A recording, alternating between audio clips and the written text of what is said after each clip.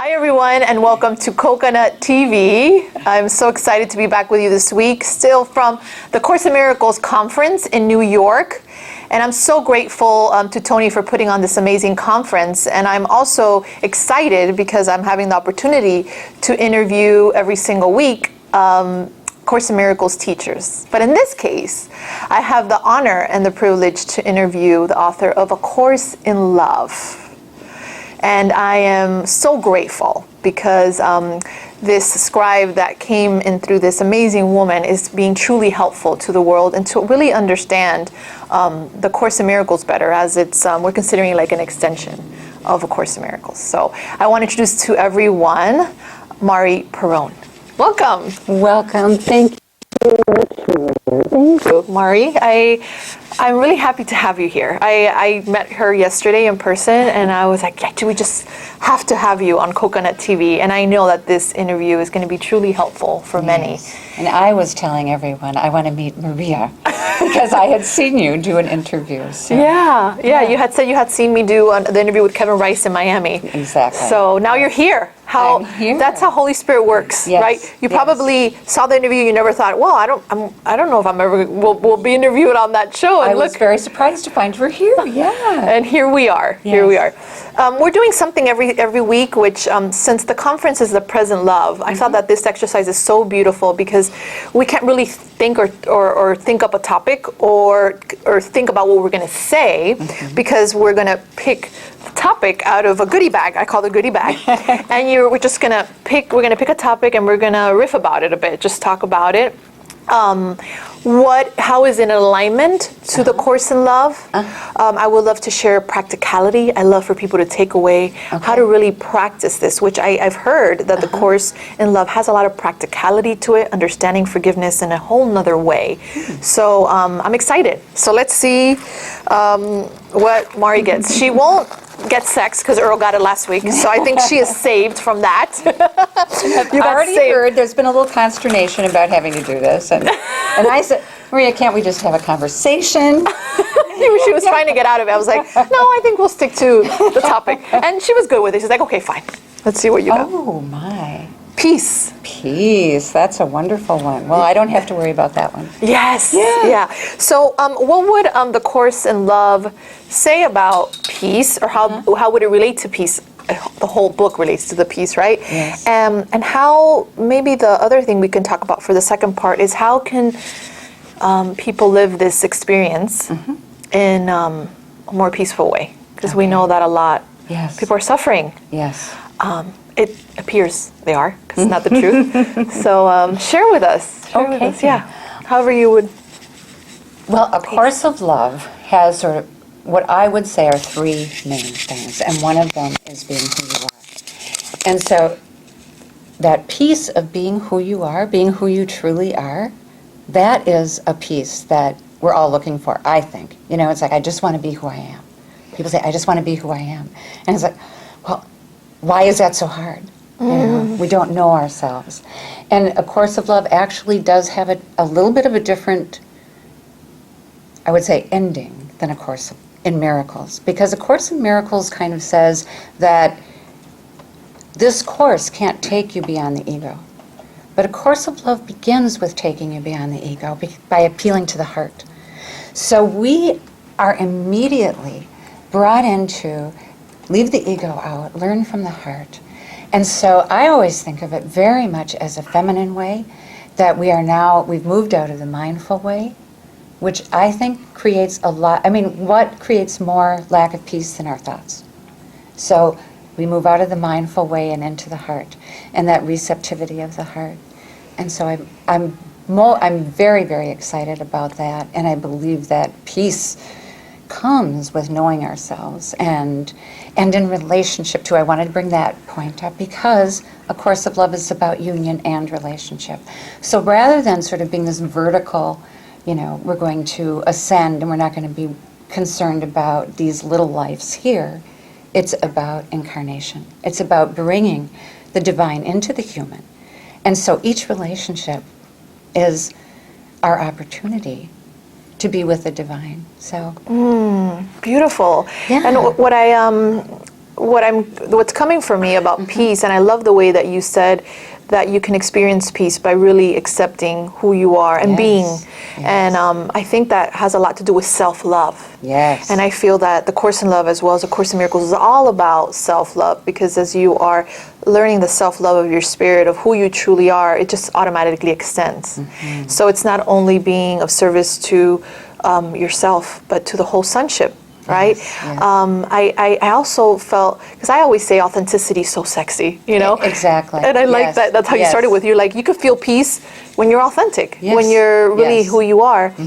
Yesterday when I was giving my first session yesterday at the course at the conference. Yes, you did good. Yeah. There was I did a mindfulness hug experience, and there was this gentleman, a big big man, football player type of looking guy in the back, and I asked everybody how would they want to share about the mindfulness hug, and he said that the mindfulness hug was was a beautiful experience with him, because it's the first time he hugged his stepdaughter that way and really experienced her.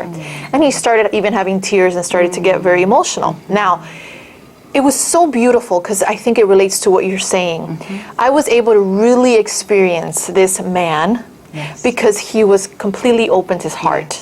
Yes. And that is, I feel, brings deep peace for anyone, because that is being self-loving. I feel sometimes people don't want to cry, especially a man, because men are taught they don't cry. And you see this big guy having tears in his eyes and experiencing the love he is. It was beautiful. And it relates to that. Yeah, I wanted to talk to you too, because I can see your passion, and so I know you're a person who would cry, and there are, there's spiritual teachings that seem to suggest that tears are not, like if you're going to cry, if you're going to be emotional, or if you're going to feel deeply, like that isn't quite where it's at. But it is. Yeah. That's, it's sort of like you can do all this stuff up here, and you can forgive up here in your mind, but unless it's from the heart, it really doesn't mean a whole lot. I agree. Yes. And actually what I heard about your talk was something about your relationship with men. Yes. And that's one of the reasons I brought up femininity, because I feel that this way of coming, because it's not about learning anymore. It's not about that sort of, we have to be logical, practical, we have to be able to say how we know something. Women and men who are in touch with their feminine side, we know what we know.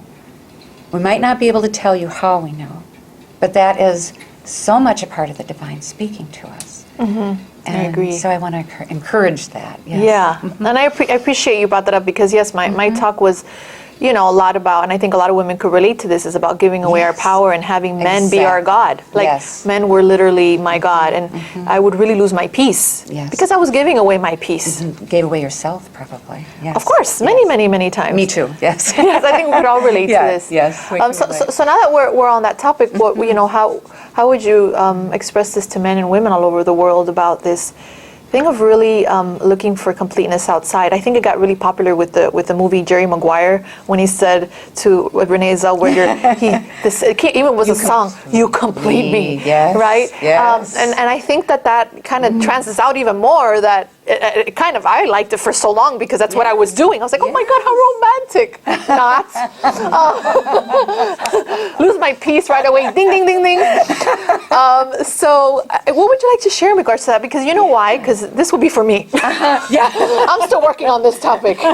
So whatever you can share with me as a friend, yes, I would appreciate that. Yeah. Okay, well, the thing is, this whole idea of being who you are, so if that becomes your spiritual practice, being who you are authentically, then all your energies can go there instead of into some principle or some concept, or it kind of just keeps coming back to you. And who am I being true to myself? Am I being true to myself? It's a hard question sometimes, and so what I would say to men and women in relationship is that, if I'm not being true to myself, and I have been there many times, I'm not doing anything good for the person I love. It's like you have to be true to yourself, and then that person can be true to themselves, and there's this freedom.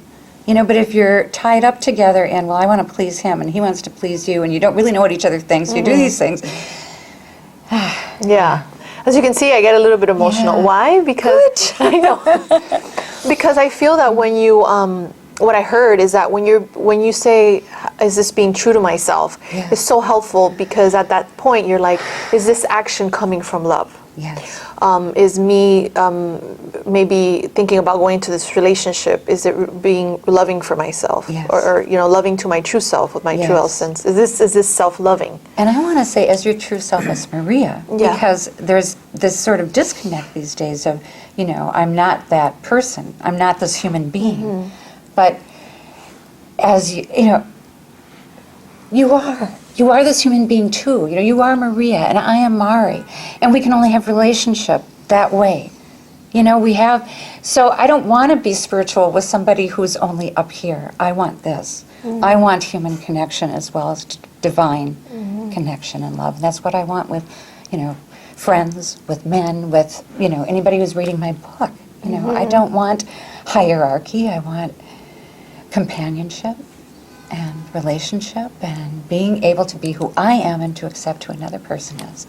Yeah, and I love so that. You get to have personality, And you get to have fun. And yeah, I agree. I love that because I'm totally aligned to that because that's how I've been when I began teaching and sharing, it was all about, and as you saw in my video, it's all about practicality. It's all about living. It's all about, it seems like we're in a body, so why don't we work at that level, Why don't we make it work, instead of saying, denying it. I think denying it is very harmful in a way of denying it.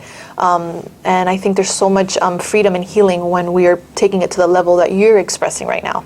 Yes, So we can represent our true selves with these bodies. Yes, I love that. Yes. I like that. I hadn't heard it that way before. I think that's going to be very helpful. So I really I wanted to just go back real quick. I'm going to rewind of the, you said like a statement of love, of self-love. Is this being self-loving? How was it again? Just to go over it real quick.